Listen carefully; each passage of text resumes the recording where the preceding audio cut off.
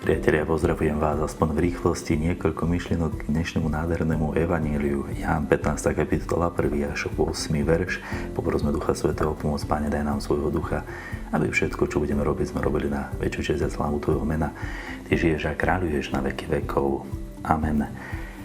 Ako som povedal, dnešný úryvok naozaj mimoriadne pekný, pretože sa tam opakuje slovo alebo sloveso zostávať, v grečtine menej, na to sloveso je v Jánovej teológii mimoriadne dôležité a upriamuje našu pozornosť na tú dôležitosť alebo prioritu vzťahu pred všetkým ostatným, pred aj konaním, pred uvažovaním, pred pravidlami, ktoré nie sú málo dôležité, ale to všetko musí vychádzať z nášho skutočne živého vzťahu s Ježišom, s Kristom.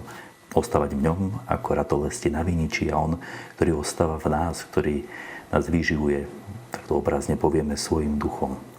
A toto je nádherná teológia, dôležité uvažovanie, možno na celý nielen dnešný deň, ale náš život.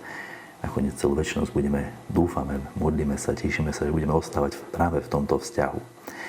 Ale ak toto pochopíme a príjmeme, budeme sa z toho tešiť, bude pre nás o mnoho ľahšie potom prijať aj to, čím dnešné evanjelium začína, keď Ježiš predstavuje svojho otca ako vinohradníka, ktorý odstriháva ratolesti, ktoré neprinášajú ovocie, ale aj tie, ktoré prinášajú.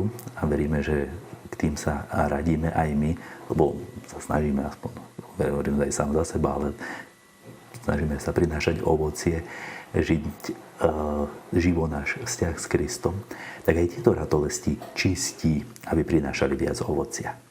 A my vieme tento obraz tak rozumovo pochopiť. Nie je to pre nás nič nové, nám jasné, že aj táto metafora starostlivosti o vinič alebo o strom je nám známa, treba ich strihať, čistiť, orezávať, to je normálne. Problém je, že keď sa to začne diať v našom živote, keď prichádzajú okolnosti, situácie, kedy nás náš nebeský Otec čistí.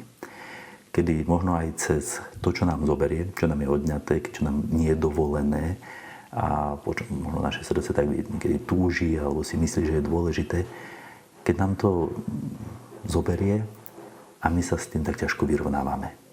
Keď prichádzajú situácie, ktoré sú náročné a v istom zmysle bolia, nemusia boliť fyzicky, bolia často práve ako táto forma straty a my môžeme mať pocit výčitky, myšlienku, že veď Boh nás nemiluje, ak na nás toto dopúšťa alebo ak toto sa deje v našom živote. A ťažko prijímame to, že práve aj tieto veci sú prejavom jeho lásky. Lásky starostlivého, rozumného vinohradníka, ktorý vie, čo robí. Vie, prečo musí toto odstrihnúť, toto očistiť, dať preč, lebo by nám to bránilo v tom vzťahu, bránilo by nám to priniesť ovocie.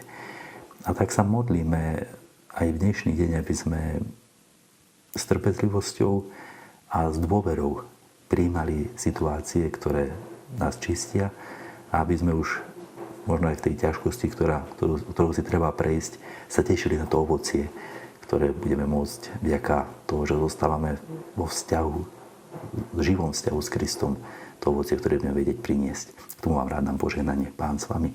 Nech vás žehná všemohúci Boh Otec i Syn i Duch Svätý. Amen. Ostávajte v pokoji, Bohu vďaka. Všetko dobré. S Bohom. Držte sa.